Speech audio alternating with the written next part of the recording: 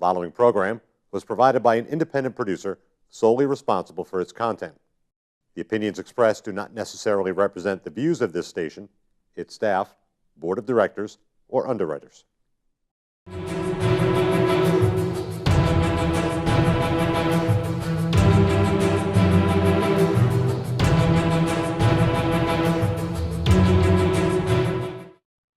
Hi, welcome to The Ring and All Other Sports. My name is Leo Connors. I'm your host, along with my tag team partner, Derek Dukes. Derek, Hey, what's up, brother? How are you today? Not bad. How are you? Nice to see you, my brother. You too. Good to see you.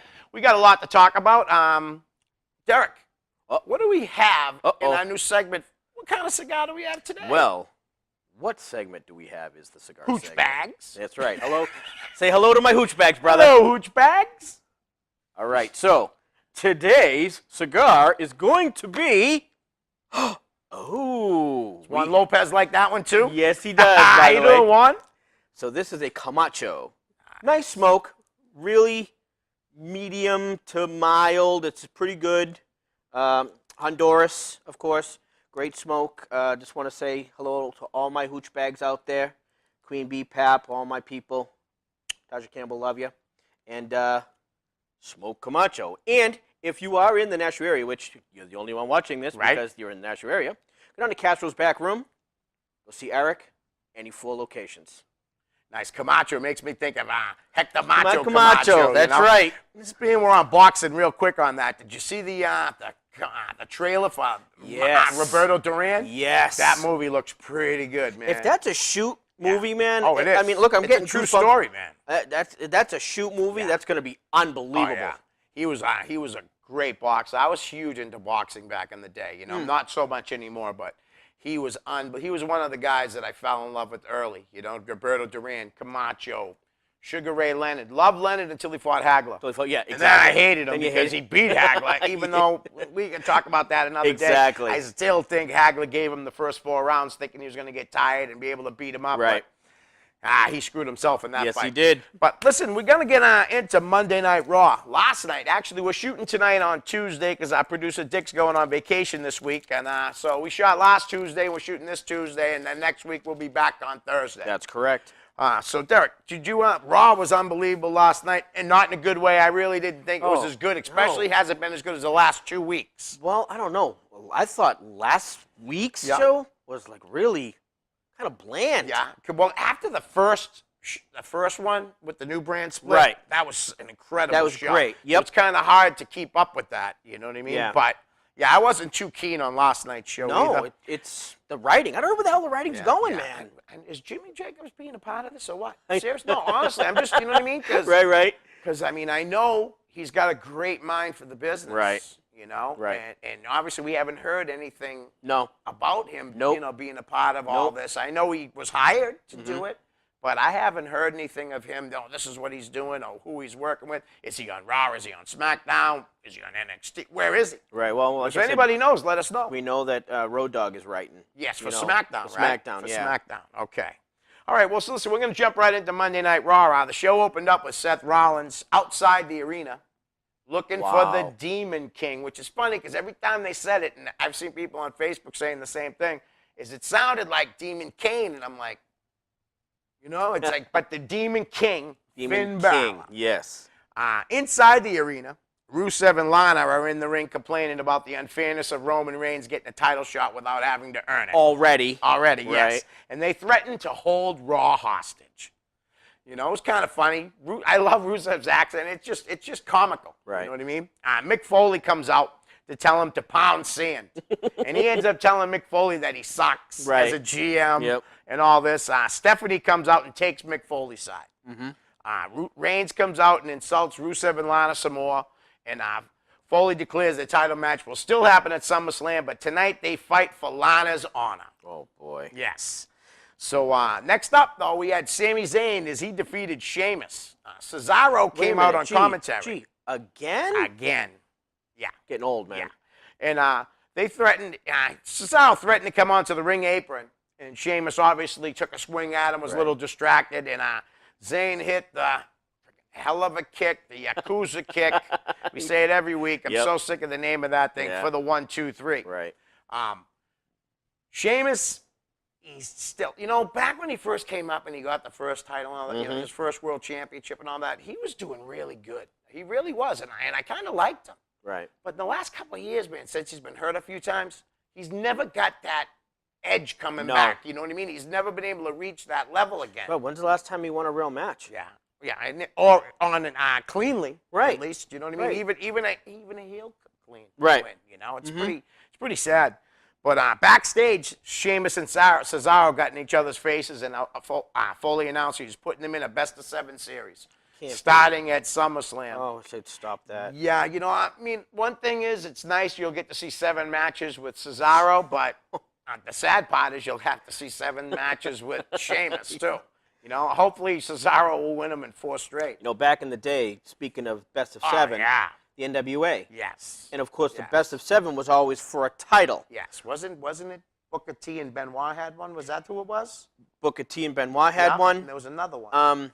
Well, the original best of 7 was always Magnum TA against Nikita Koloff. Yes, that was the original one, yes. And that was crazy. Right. Always for the U.S. title. Right. Again, the U.S. title. See what I mean? Yeah. So that's the way that they always did it. Right. But those were so action-packed and always went back and forth. Right. This is going to be the same old same. Yeah. For, best of 7. You know what I mean. And the winner will probably take on whoever's got the U.S. title. Correct. But like I said, Cesaro hopefully gets this push and gets this win in this series because honestly and truthfully, they should have been pushing him years ago. We say it every week. Yeah. He definitely should have been pushed years agreed. ago. Next up, we had the tag team champions, the New Day, taking on the Dudley Boys. And they defeated the Dudley Boys. Big E's still out. Yep. With his I thought it'd be a lot last time, and they're actually pushing it for a bit. They're pushing it. Yeah, maybe he needed a break. Maybe something's going on in his personal life. Maybe who knows? You know what I mean? Because they're not going to tell us if it's his personal life. Yeah, but you do have a lot of Rizats out there that'll leak stuff. So true. Yeah. Well, Doc Gallows and Anderson taunted the New Day via the Titantron, talking about what was it? How'd they say it? The groinitis? Yes. Was that what it was? Something like that. But before and after the match, I'm sorry, they did that. And but Kofi Kingston managed to hit Devon Dudley with the Trouble in Paradise to pick up the win in a non-title match. I can't believe he still uses that. Yeah, I know, huh?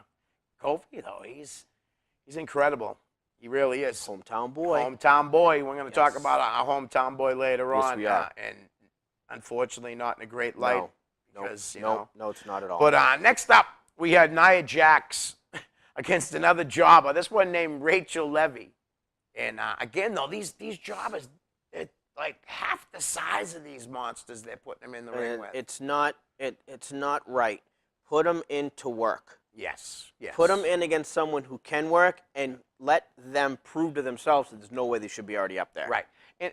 Or even in a jobber match, right? Why not put her in the ring with someone that has more experience than Rachel Levy? Someone that can help her make her look good. Even Alicia Fox. Anyone that can make them even look if it's good. Going to be a squash match, let's have some work. Yeah.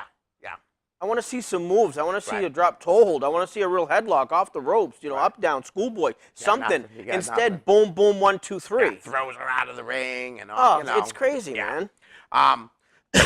Levy got a pre-match interview. Which was like, I mean, come on. Well, I don't even know why they're talking to them about it, honestly. If anything, they should be talking to Star, not the jobber. Right. But she got defeated by Jax within minutes. I mean, 2 minutes, maybe 2.5 minutes. Brock Lesnar and Paul Heyman come out to the ring. Oh, boy. To talk about SummerSlam. Oh, boy. Just as Heyman's about to go into his promo, the one-man band Heath Slater's music hits. This kid is a glutton for punishment. Oh, he is. He's funny, though. I got to give him that. And it was pretty funny how he was saying how he needs this job. Yeah. He needs to feed his family. And he gets in the ring, and he's running his mouth, and Heyman's trying to ignore him. And finally, he gets in the ring, and Brock goes face to face with him. And he says, I can understand. I respect that, he tells him. And he expected him to say something about, I can respect you having kids and all that. Nope. He said, no, I could give a shit about your kids. Yep.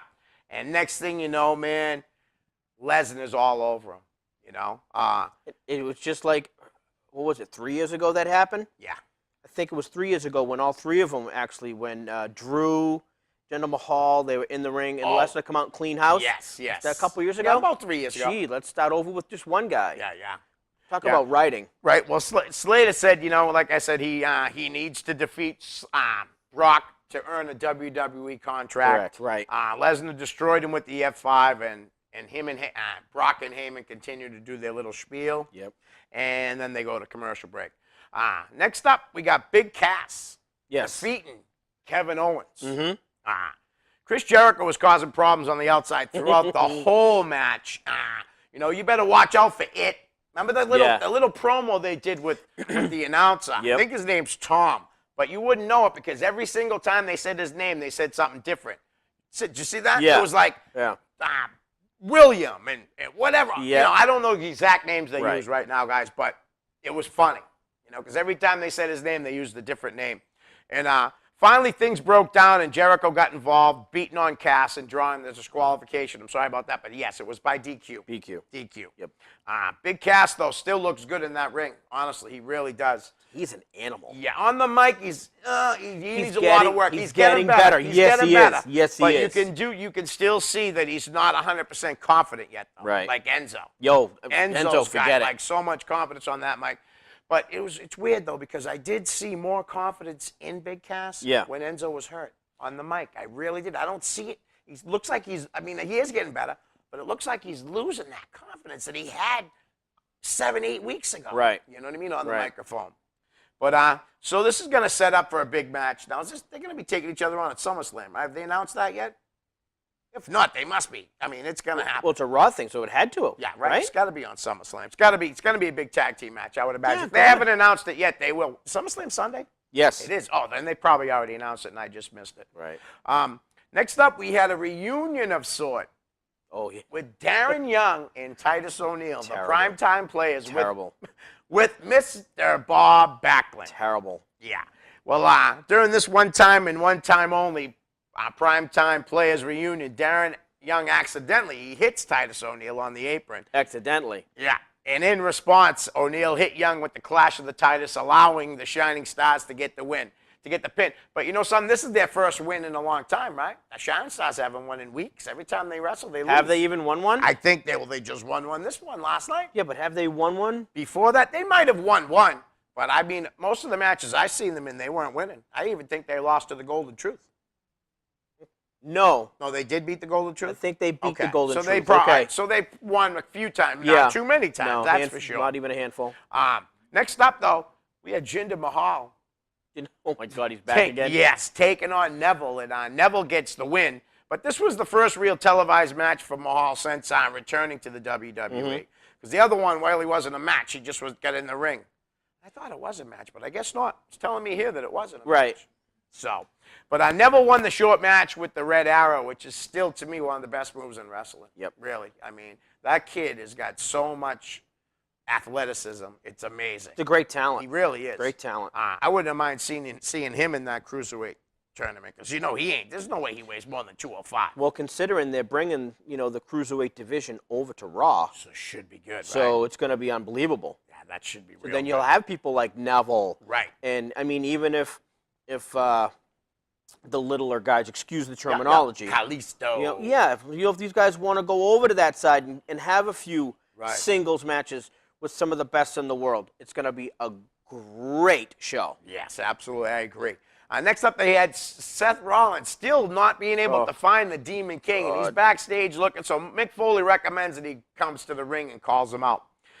So Rollins goes to the ring and says no one can stop him from becoming the first Universal Champion. Right. He gives the Demon King one last chance to show himself. And he says because he's not going to show himself because he's a coward. Yep.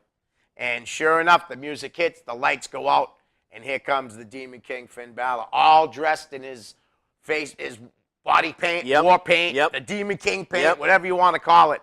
And Finn Balor is just, ready to take over, man. But he's going to have a really tough match at SummerSlam. I can't call this match. Excuse me. I think Seth Rollins is going to beat him. I really do. I'd be shocked, honestly, if they have Demon King as the first Universal Champion. Right. I really will. If they put him over Seth. Yeah, I mean, the only way for this company to go right now, honestly, to keep moving upwards is to put the title on Seth, not the Demon King. Right. Nothing against Balor. He's awesome. Great wrestler. But he's brand new to the Raw audience. Mm-hmm. You know what I mean?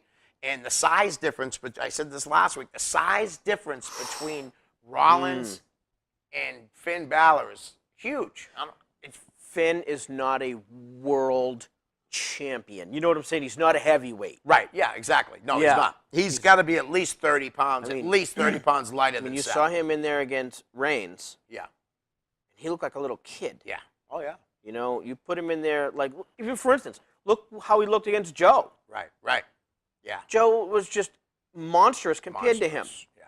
I mean, yeah, you can understand what they did with Joe because of what they were doing with Finn. Yeah. You know, going over that side. But he's not heavyweight material. Right. Excuse the terminology. You know what I mean? Right. But he's not a heavyweight contender. Yeah. He's not. Right. No, I agree 100%. But so Finn Balor ends up, you know, whacking Seth around. Seth retreats, goes up the ramp. Again. Segment's over. Yep, running away again. Chicken shit heel. Yep. I do love that. Yeah. Next up, we had the Golden Truth taking on Luke Gallows and Carl Anderson. You don't really hear them talk about the club as much as they used to. I know. You know And I was really hoping for a total swing on that, Me man. too. I was hoping that the Balor was going to be part of that. I told did. you. Yep. That's what I was. But wait a minute now. It's not over yet. They No, can it's still not do it. because now with. I mean, I'm glad they put this segment together with him and Seth. Right. But now after SummerSlam, maybe that time will finally come. Yeah. He told us to do this. Yeah. That's what I'm really hoping for. Not like I said, not that I'm writing for WWE, right. but I would really love to hear Anderson scream, you know, Gallows pulling him off. He told us to do this. He told us to do this. Right. And with this whole thing now, with the swerve when it coming after the title reign, after what's going to happen, I'm really hoping that the club gets really reunited, man. Well, I mean, they could still do this in the main event at SummerSlam. I mean, Gallows and Anderson could come down towards the ring. Because it's without, gonna be without like doing what you just said, without saying, you know, he told us. Yep. They could still do this. You know what I mean? If they really want to, but I don't know. I really don't know where they're going. Usually I can see things. Yeah. You know, wrestling used to not, at least WWE wrestling used to not trick me. Or, you know what I mean? I used to be able to see everything that's coming, honestly, because they were very predictable. Yep. But right now, I really don't know where they're going. But Gallows and Anderson, they defeated the Golden Truth. The club won with their finish of the Magic Killer. And after the match, Kofi Kingston and Xavier Woods hit the ring and beat down the club. They tried to hit Anderson in the genitals with Fran. What's her name again? What's the trombone's name? Oh, no, you had to do that to me on the spot. Francesca. Francesca? Okay. Yep. But Gallows made the save. Next up, we had Charlotte defeating Alicia Fox, who hasn't been on TV in a couple months. Well, that's because she just got re-signed. Oh, is that what it is? Oh, she was released. Oh, she was released. Wow, Oh, God, I did not know that. She was gone all summer. She was released. Okay. Well, Sasha Banks sat in on the commentary, local girl, for the match. And before the match, Charlotte called Dana Brooke a loser and said she would find a new protege. So maybe they'll be bringing somebody else up. Where's Dana Brooke going? I don't know. Maybe she says they're going to find a new Maybe protege. they're finally seeing that the girl's the shiznits. And she's going to go back send down. her back. That's probably where she belongs. Are you kidding me, bro? Yeah. Every time, and you see Sasha when she's working with Dana, you can see the frustration because the girl misses spots. She has no idea how to call a spot. She doesn't know what the hell she's doing. She's in the wrong. She's definitely in the wrong place, man. Right. So, like I said, maybe this whole Charlotte thing, maybe they're doing that for a reason. Maybe they finally just said enough. Right. Can't have this girl either, number one, hurting people, or number two, she is the shiz. Right. So just send her back down and let's teach her. Or they might send her down to do what they did to, what was her name, Cameron?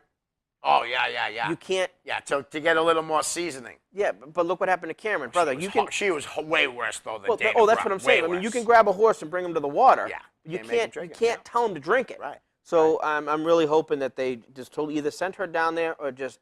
Get rid of Not that I ever want any. That Right. It is a professional wrestler's dream to be, when you're going to school, to be a pro wrestler. Right. I understand that, and I totally anyone on it who wants to do it. But when you are down here and make it to the big stage and you're the shiz, you were pulled too soon. Right. I agree. Pulled way too soon. Yeah, definitely. So Charlotte won with the natural selection, then called Banks to the ring. Sasha obliged, but then was jumped from behind by Brooke and beaten down by both women. So is that a swerve? She won with what? The natural selection. What do I remember that? I don't know. You mean the figure eight? It must be called the natural selection now. Because I'll be honest with you, I saw it real quick last night. A lot of stuff's been going on in my life. Of course. You know, really, most people that do know me know there's a lot of stuff going on. But maybe they. You'll have to do a little Google. Yeah, and check it out. we'll check it out. We'll check it out. And next week we'll let you know if that's what it's called. Correct. See if You know they what I mean? flip Yeah. the name on it. So we had the main event up next. Oh, come on. We Why had, bother? Just do it quick. It'll take 2 Roman seconds. Reigns defeated Rusev. Reigns managed to fight to the ropes to escape the accolade and then eventually hit the spear for the win. Bang, bang, bang. We're all done with that. But looking forward to SummerSlam this Sunday. Yeah, can't wait. Versus the Demon King Finn Balor for the inaugural. Was that how you say it? I think so, Inaugural? yeah. They're going with the new. Universal title. And let's say, like we said, let's hope they put it on the right guy. Right. Nothing against Finn Balor, but I think Seth is the guy to put it on right now. You know what I mean? Yeah, let the swerve go the other way because, like I said, I'm really hoping that this whole club thing comes together. Right. I really do. Me too. I'm really looking forward to that because why would you put those guys on the same card? Right. Why would you put swerve? That's what I'm hoping for, man. Right. So we also had the second week. It started of that Cruiserweight Classic tournament. And not that many matches. No, we only had 2 matches this week. And this coming on this Wednesday, tomorrow night, there'll be 3 matches, they said. Yep. Okay? So the first match we had last week was former ECW and WWE great Tajiri. Yeah, my man. Representing Japan, taking on representing Mexico, Grand Metallic. Yes. And this match was really good. It went about 12, 13 minutes, maybe longer. I thought it was a little longer. It might have been a little longer than that. Went in with the Metallic driver. Yep. What'd you think? I'm just happy to see Tajiri back. Yeah, me too. Me too. Because he's so seasoned, Yes. you know? And if they're using him as a bumper to bring him back in, maybe even go and hang out at the facility, I'm all for it, man. Yeah, he would be a huge help down I there. am all for it, man. All for it. I wonder how long he's going to be sticking around. Hopefully, like you said, hopefully it's for a while, you know, because he definitely earned it. Yep. You know, that was a great match. The main event match last Wednesday was no good. Now I'm going to sit here. Of course, as usual, right? I am. Oh, come on. Uh-oh. Oh, I'm sorry. Kota Ibushi Yes. defeated Cedric Alexander, former Ring of Honor star. I don't think he's still with them. That's why he's in the tournament. Not if you're working with Vince. But North Carolina native, what a match. I mean, we saw, if you watched the Classic, you saw the match between Johnny Gargano and his tag team partner, Tommaso Ciampa. Oh, my God. What a match that was. Man, that was nuts. Great match. And maybe some New England fans will be a little upset about this, but I think this match was better. I really do. Definitely a lot. It looked like Alexander was winning this thing. Because when you get guys that capable in the ring, you don't know who's going to win. I mean, you know, a lot of people say, well, Ibushi will probably get to the finals and maybe even win the whole thing. But I'll tell you what, it looked like Cedric Alexander was going to win. Yeah. I really, and he's got the talent to do it. Okay. When the match was over, the fans were screaming and chanting, please sign Cedric. Yes. Yeah. So who comes out from the back? But New Hampshire's own, Nashua, New Hampshire's own, Triple H raises his hand, gives the thumbs up pretty much, hopefully telling the fans, I got this. Like, we're going to sign him. That's putting the carrot in front of the horse. You know what I'm saying, man? Yeah. It was a great match. I'm looking forward to the matches this week coming up. Unfortunately, I left my notebook at home again. Yeah, I'm a horrible host. I'm sorry. But there's, like I said, there's 3 matches. I do know Brian Kendrick's going to be in one of the matches this week. I know, Ho-Ho Lund's taking on Noam Dar. I do know that. It's going to be interesting. We'll be talking about, as each match goes on, we will be talking about it right here. Yep, definitely will.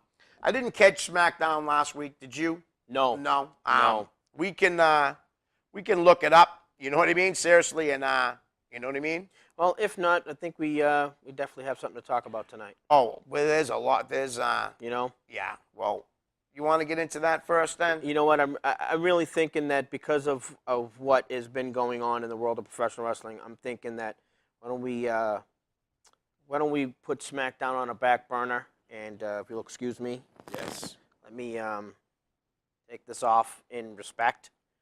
So I'll hit it, brother. All right. Well, New England wrestling scene lost a legend on Sunday, on August 4th, the same day my brother passed away. D.C. Dillinger, David Cahill, passed away. at the age of 43. Daddy Cat. Daddy Cat. Kid was good in the ring, man. What I remember most about DC is his tag team with Eddie Edwards, Sabotage. Yep, I believe it. Their manager, Sean Gorman. The three of them together were just money, man. Yeah. Money. Yep. Probably the greatest heel I think I've ever seen in independent wrestling in New England. In New England, yeah. Seriously. Yep. Fans hated him, man. Yeah. And, you've heard a lot of stories over the last few days, like, this music would hit, and he would at least wait a good minute. Oh, for Sabotage to play. You better believe it. He'd let that thing roll. And there were times from when I read that he would let it, and he would have to yell at the guy to play it again, you idiot.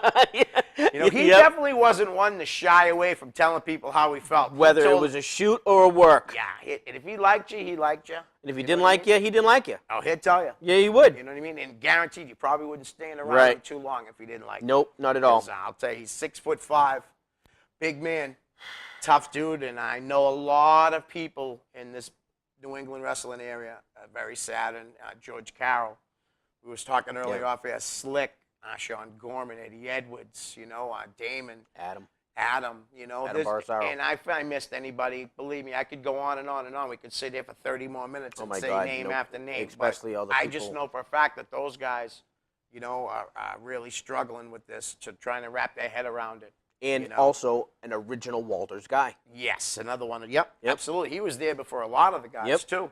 And he was there with also, you know what I'm saying? Oh, yeah, with all those guys. Yeah, he's an original Walter guy. Yeah. So John Walters, another guy that is definitely upset about this. Definitely. Again, like I said, there's a lot of people that are upset. I don't want to slight anybody. No, of course Brian not. Fury. Yep.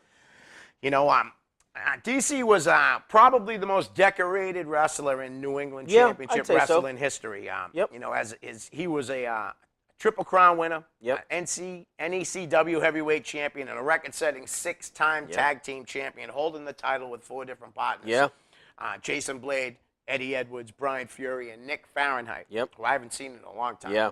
Very long time. The most famous combination, though, was with Eddie Edwards as Sabotage. If you ever seen their entrance or anything like that. They're nuts. The Beastie Boys are just an incredible band. Yeah. And I just love that song. Yeah. When that song hit, that's probably the first time I think I ever saw them. I liked them before I even saw them in the ring because of the song. Yep. And I'm not, seriously, because I love the Beastie Boys. But Kevin Kelly, who now works for Ring of Honor, but used to work for the WWE. I guess he was the booker back then for NECW and put them together. Yeah. And that was in 2006 when NECW merged with the now defunct Pro Wrestling Federation. Yes. Matt West, Matt Storm, Kyle Storm. Yep. Is that who it was? And Spencer. All those guys had their hands. Spencer Jaswitz. Sorry if whatever. They paired him up with Sean Gorman then in 2006. And I'll tell you, they took off because, honestly and truthfully, if there was the 2 most obnoxious guys, and I'm going to shoot it on here because honestly and truthfully, I didn't know Dave well, and I definitely was afraid to stand around him because I don't think he liked me. But that's probably just me thinking that. You know what I mean? Well, let me ask you a question. Did he ever tell you he didn't like you? No, but he never told me he liked me either. There you go. So maybe I'm all set. There you know go. What I mean? That's right. But I'll tell you, him and Sean, wow, honestly, together, yeah, they were more hated than anybody I've ever seen in a New England wrestling arena, honestly and truthfully. They both, Sean wrote a book, and I do want to read his book. I'm sure there's plenty of Dave stories in there. Probably. Matter of fact, he was on Biff and Ted's Excellent Adventure. Yeah. There you go, Teddy. Little plug. Bring the show back. I know you don't got Biff.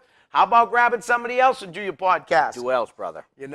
But, yeah, there was a 2-parter with Sean. And he told some real good stories of him and Dave. And let's just say there was drugs involved. There was women involved. And it was a pretty funny story. I actually listened to the podcast twice because it was very, very entertaining. And again, Sean and Eddie and George and everybody else, I'm really sorry for your loss. I know this is killing you because Derek and I know we lost brothers. And I know for a fact that guy, Dave, was your brother. There's no doubt. Definitely. And remember, Sean Gorman, though, had that dynasty of champions. Yeah. With Eddie, DC, and remember Tanya Lee? Oh, God, yes. Oh, man. she could, and that set the bar higher than any group. And I'm just reading a lot of this stuff off the internet, you know what I mean? And their success was largely fueled by the abrasive persona of D.C. Dillinger. Sheldon Goldberg explained that D.C. Dillinger was the proof that a local wrestler could be a Bon Fide star. Correct. He was a draw because he stuck a nerve with the audience, and the more he did so, the better he wanted to be. Dave was definitely the guy that would teach the new guys to have the crowd hate you. Oh, yeah. He was the consummate heel. Yes. Period. Yeah. If there was a way, Dave found it. I didn't know Dave personally went to his house, had dinner, his girlfriend, so on and so forth. But when I went back to work with Jason Rumble and Bo Douglas and them over at VCW, got to work with Dave a few times. Right. Yeah, he was a big part of the Bell Time Club. You better believe he was. Yeah, you better believe it. He was there helping out all the young guys and stuff. And a lot of young guys will shoot with you. They won't hold anything back. Right. Dave was a bastard. Yeah. But you know what? He would always help you. Right. I'm not saying that he would scold you for what you did wrong.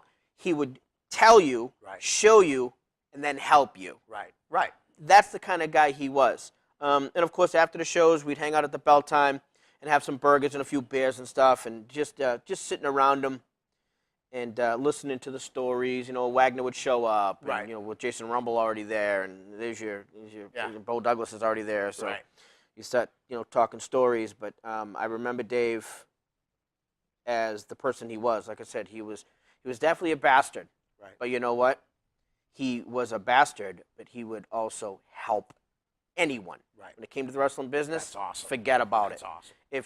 If you had a question for Dave, he wasn't one of those, are you really? No. Right. So if a student had a question for Dave, he would shoot. Right. He wouldn't, Right. no, That's let me awesome. sugarcoat. No. Right. Yeah, there was never sugarcoating with No, Dave. never, ever. That's what I've heard. Never. And that's why he was the perfect heel, because he was always He was a heel. always the heel.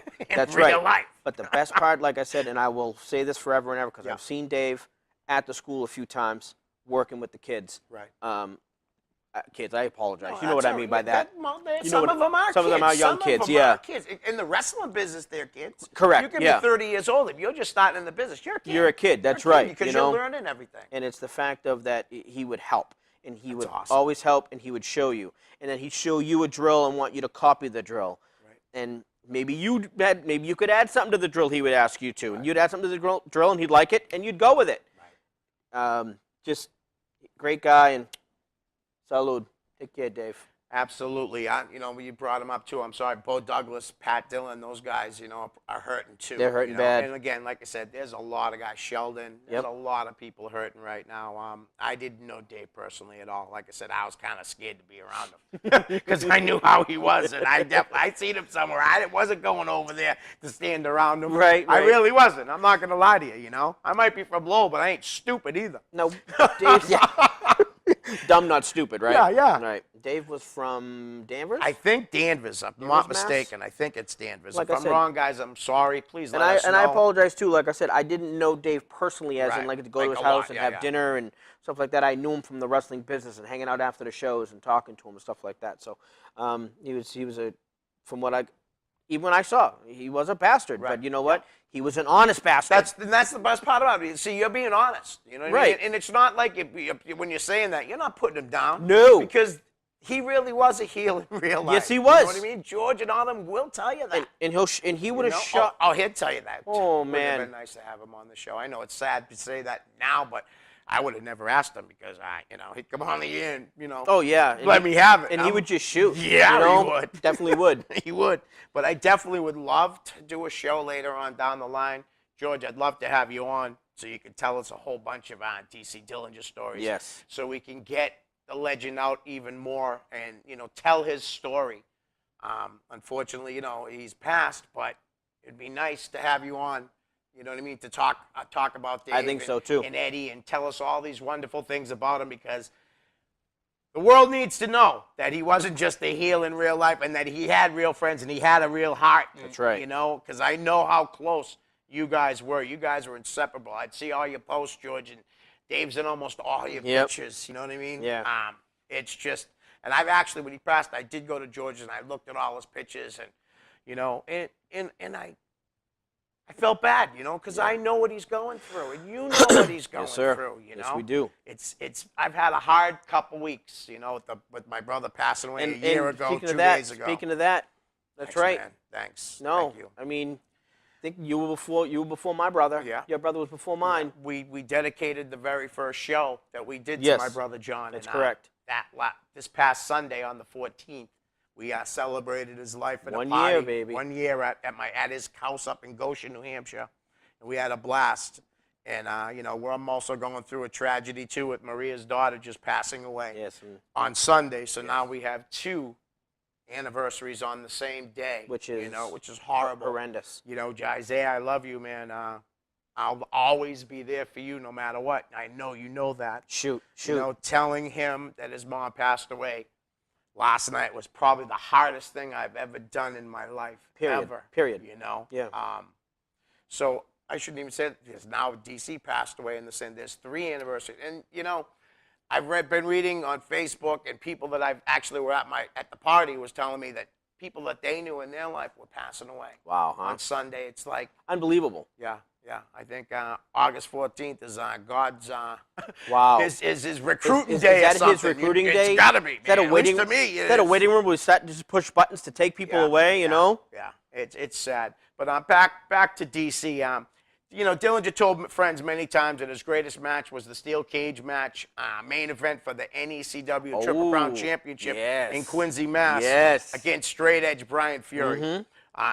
And the 9-month build-up to that match and culmination of the cage is still revered as the greatest program in the history of the promotion. And that promotion has done a lot of big matches. Yes. For that to be said, you know, that's saying something right there, honestly and truthfully. They've had John Cena's wrestled for that company. And numerous guys. All the guys you just named earlier, Slick, Jason, Damon, all of these guys have wrestled for Sheldon in this company. You know? Oh, I'm sorry. John Cena didn't work for NECW. The prototype. The prototype but did. You know what I mean. Right. Yeah, exactly. The prototype did. But outside the ring, DC was known for his willingness to help and advise up-and-coming talent. He really was, man. And his inimitable sense of humor. Oh. Which, from what I hear, is that what you want to call it? Yeah. Oh, yeah. That's he pulled a lot of ribs and jokes on me. I read something that Adam had said, you know, that he pulled a lot of them on him. He was definitely the rock god, but they call him the God. Yeah, he was definitely up there when it came to ribs. Yeah, and last September at the Bash 15, Sabotage was reunited to receive the first ever NECW Legend Award. Our hearts go out to his family and close friends. Definitely. The legacy of DC Dillinger will never be forgotten. No. And hopefully, like I said, we'll be able to get some people on here. Not New England Wrestling, it won't. Yeah. Ever. No, exactly. And we'll be able to share more of DC's life and maybe tell some of his ribs that are clean enough to tell. Well, wouldn't mind getting Sean and George on? It'd be hard to get Eddie because of his, you know, with TNA, with TNA and everything the way he's going. It'd be awesome. Sean, Eddie, George, if you guys could come on, man, that'd be awesome. Honestly, really would be. Adam, yes. Oh, I'm shouting you out, Adam. Yeah, I'd love to have you in here. You know I mark out for you, brother. Yes. Yeah, told you that. Love to have you sitting here. Please, and tell some DC stories and any clean ribs or anything you can tell. Even if it's not clean, we'll clean it up a little afterwards. Yeah, exactly. All right. So it's been a weird week, man. Yeah, it's been a real weird week. You know, it's been a very like I said, I've been going through a lot. You know, Derek's anniversary of his best friend, his brother. My brother is coming up. My brother, I can't believe it. I can't believe it's been a year. Just like the 14th for you, it's been a year. Can you believe we blinked and it's over? Yeah, unbelievable. Unbelievable.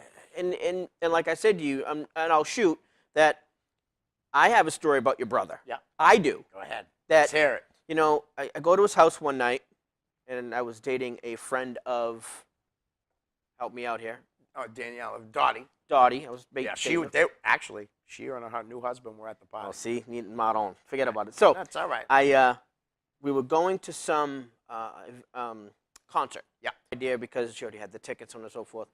So we get there, and your brother, let me tell you, I never not had a drink in my hand. Right. Oh, yeah, no, that's him. And he doesn't even drink. No. My brother doesn't even drink anymore. He had to give it up. He was drinking water or ginger ale, whatever he was drinking that night. But all night long, he just you'd look over because it was myself, the girl I was with, Dottie, and then he'd be missing. I'm going, maybe run to the restroom. No, he was going to get us beers. Of course he was. And I would tell him all night, I'm like, John, it's good. Watch the show, brother. Yeah. And he'd say to me, I'm watching the show. Yeah. Okay. Yeah. He was, in a way, he was like DC. Like, he didn't, like, if he told you something, man, you just listen to him. Yeah. I know I've said it before, and you know firsthand. Only said my brother was the toughest guy I've ever met in my life. And I grew up in Lowell, and I know a lot of tough people. Yep. And there's no doubt in my mind, my brother was the toughest. I watched him. I'll tell you a quick John Connor story. Please do. Where John's like 16 years old. We're walking down Route 38, Roger Street in Lowell, and we're kicking rocks. And this young kid, Andy Bergeron, kicks a rock. Andy, I'm going to tag you on Facebook on this. Andy kicks a rock and then hits a car as it's pulling in. And two friggin' like 29, 30-year-old guys get out of the car. They start yelling at us. And Andy's a wise guy. He runs his mouth, so they go and grab him by the shirt. And all of a sudden you hear, here comes my brother getting out of the passenger seat of his friend Ricky Lang's car. Ricky was at the party too Sunday. Came up from Florida for this party. Wow. All of a sudden, it's, my brother says, get your hands off him. The guys turn around. They see a 16-year-old stocky kid. They turn their attention to him. Wrong thing, man, to do. My brother hit the first kid, and he never got up. Mm-hmm. He didn't get up. The second kid came over. My brother hit him. He fell down. As he's going to get up, a bunch of guys this is back when Lefty's Restaurant was on Roger Street, which is, you're talking over 30-something years ago. Right. And the kid's on his hands and knees trying to get up. My brother kicked him so hard in the face. Oh. There was blood all the way up my brother's leg. He smashed his nose. Oh, man. Right? There was blood coming out of the kid's mouth, his nose. And that kid just, like, as soon as he got kicked, it was like you kicked the football, like a punt in a football. And he just rolled on his back. And we all left because I thought the kid was dead.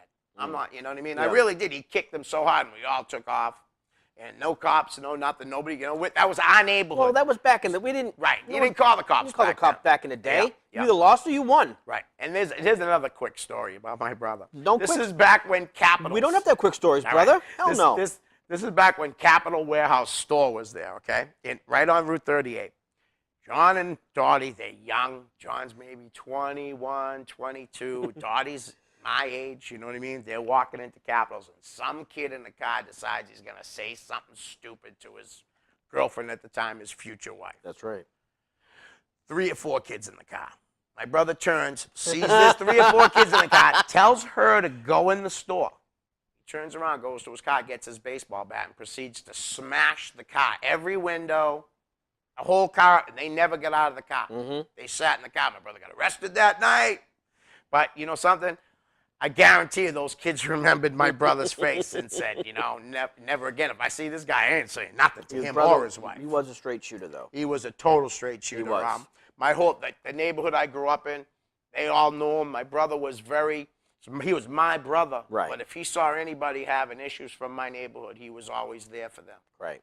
Everyone. And I'll never forget that. All the people hitting me up when he passed away, telling me, you know what I mean, that John, when we were little, he did this for me, and I remember this, and they'd tell me a little story, because I wasn't always there. You know what I mean? I hung out. I knew everybody in Lowell. Mm-hmm. I was hanging out in Belvedere. I would hang out in the Highlands. I'd hang out in Salt Lowell, and I hung out everywhere. Right. You know what I mean? Yeah. And these kids in my immediate neighborhood, my brother would always be there for them, always. And when my brother passed away, I already had a lot of friends up there waiting for him. So I knew that they finally got themselves a bodyguard. If anybody was giving them a hard time up there, my brother was there to give them a hand. Now, your brother was sick a long time, though, wasn't he? Just 1 year. He was diagnosed. It was a year? Yeah. He diagnosed in January, not even a year, 8 months. He was diagnosed. But he told me that he knew he was sick for a while. Okay. And he didn't go to the doctor. Yep. Well, like my brother. And, he didn't have insurance at the end, you know what I mean? And that's why, if you have insurance, man, seriously, go to your doctor. I used to work with a guy right down the street at the high school. I won't say no names, DJ. But he would never go. He doesn't go to the doctor, and I would tell him all the time, man, you got to go. Because what do you want to go? When you have a kid and a wife, you want to go to the doctor someday because you have nowhere else to go, right? Or emergency room. Mm-hmm. And they tell you, you have stage 3 cancer. You know, and if you would have found this a year and a half ago, you could have been saved. Right. You know what I mean? Right. My brother couldn't have been saved. They could have prolonged his life for 1 year. And having 3 grandchildren under the age of 9, at that time it was actually under the age of 8. Right. He decided that he didn't want them to see him deteriorate like that. Right. I understood. Honorable. I didn't like it. It's honorable. It's honorable. Yeah, I didn't like it. My family didn't like it, but we all, in the end, understood.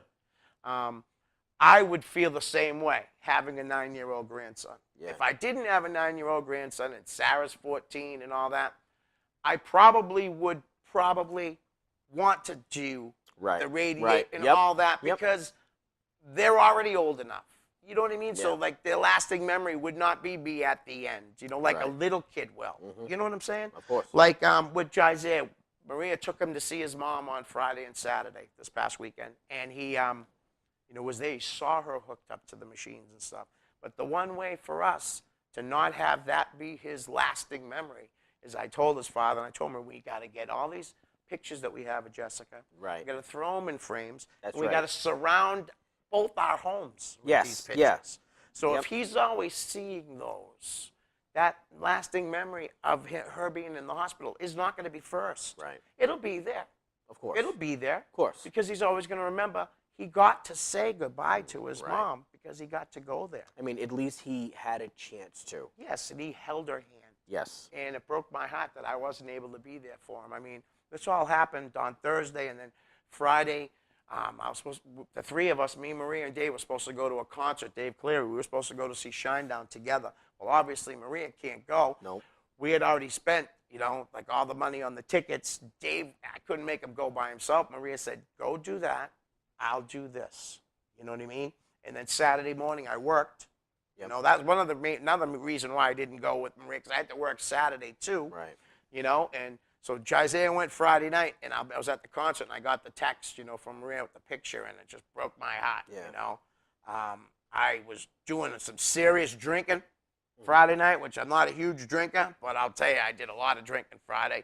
I had a great time at the Shinedown concert. Took my mind off of things for a couple hours. Sometimes that's all that matters, brother. Yeah. Yeah.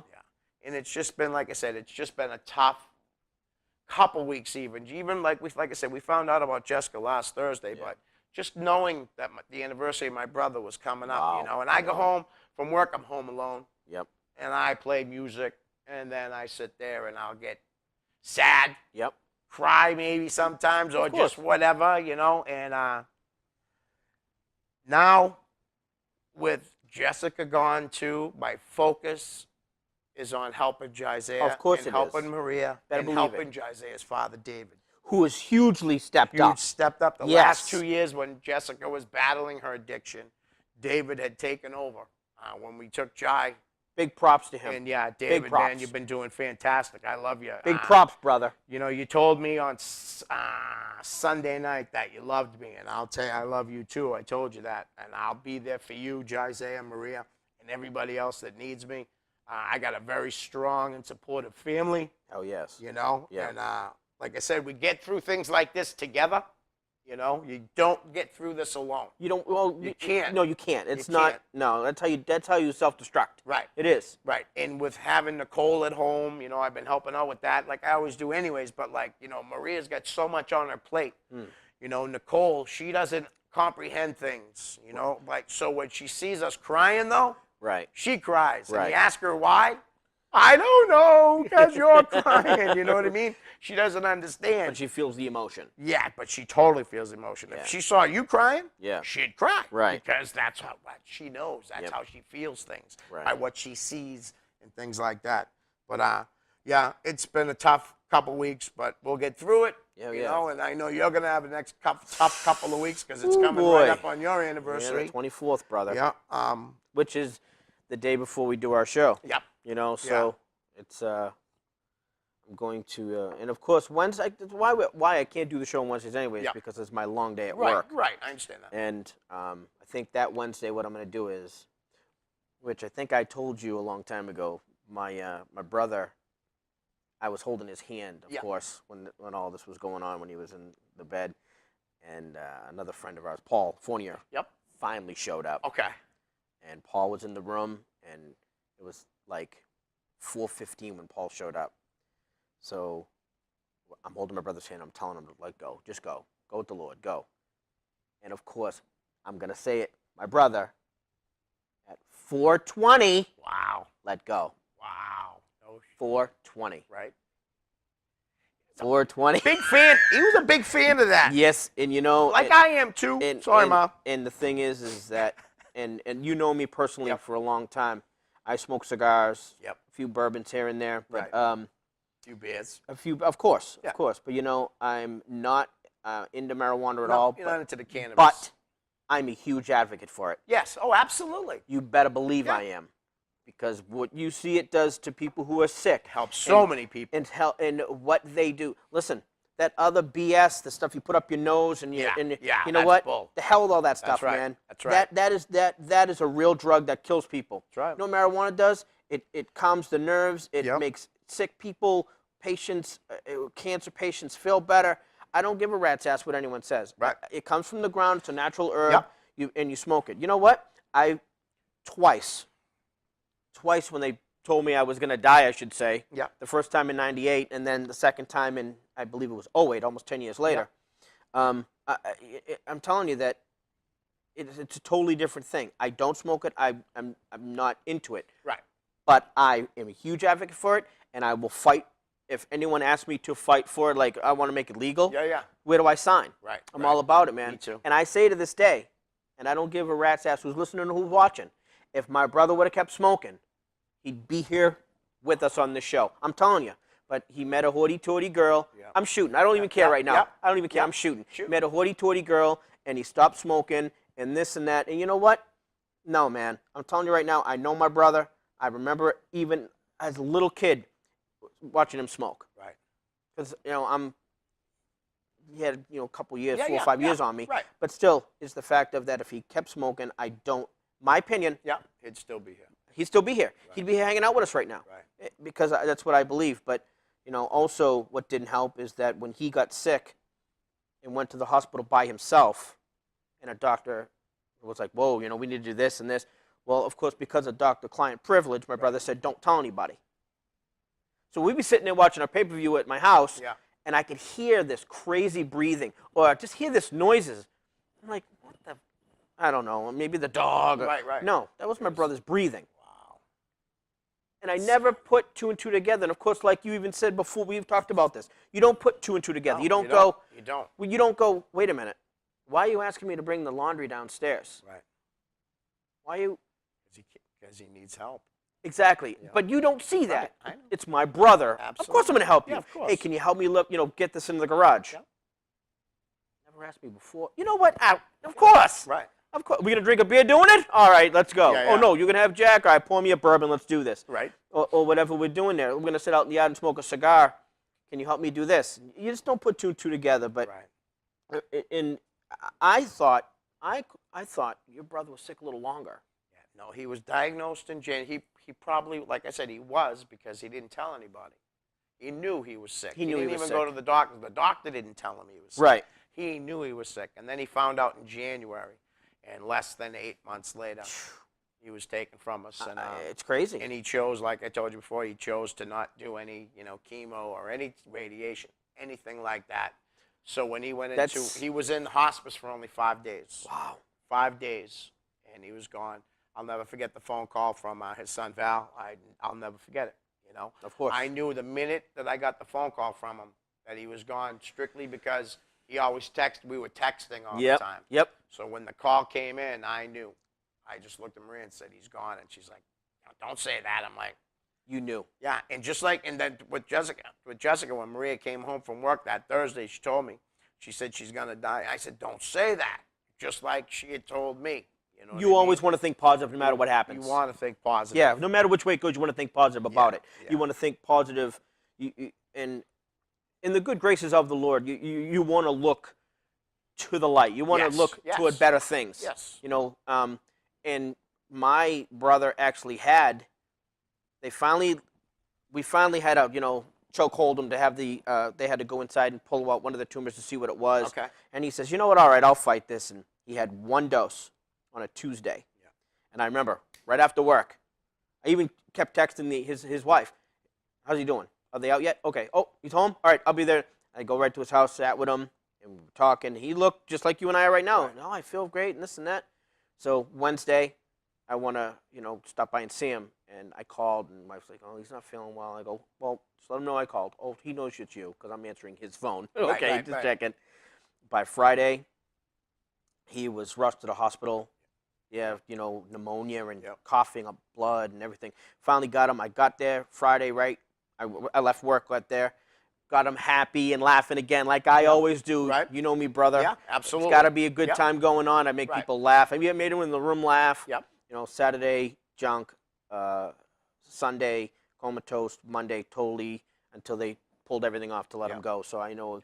Because I remember talking to you, if I'm not mistaken, it was Saturday, telling you that I was going to bring up some magazines stop by. and stuff. And I really did thought I had a couple of days. I thought I had a couple of days. Because we talked on Friday because I told you, he's good, he's here. And by Monday, you told me he was gone. He was, I really thought I had gotten the magazines ready. If I would have honestly, and it sucks because I wanted to go. I wasn't friends with Bob like you, but I liked Bob a lot. Yeah, you know what I mean? Right. I met both you guys at the same time. Right. At the same time at the MWF shows. But that was Monday, the 24th, 4:20 p.m. Right. August 24th, 2015, and it's funny that not funny per se. Excuse me, not funny per se. No, we know what you mean. But it brought us closer. Yeah, absolutely. It did. Because when you told me about your brother, of course I told you anything I can do. Yeah. And then 2 weeks, let's call it number-wise, my brother, and we were brought together for a reason. That's right. And then we did this. And we haven't stopped since. That's right. And like I said, you've been on this show since the second one.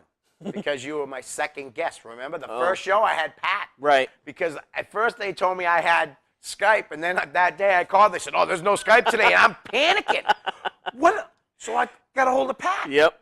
And he said, when do you need me? I said, I start in an hour and a half, and Pat Dillon, great man that he is, I'm on my way. I'll never forget that too, Pat, honestly. This is to your brother, my friend. Thank you, buddy. Salud. Thank you. Gin done.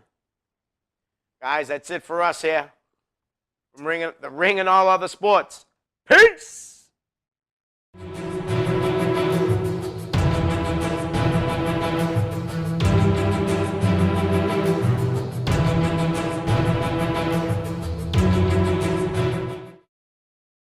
The preceding program was provided by an independent producer solely responsible for its content. The opinions expressed do not necessarily represent the views of this station, its staff, board of directors, or underwriters.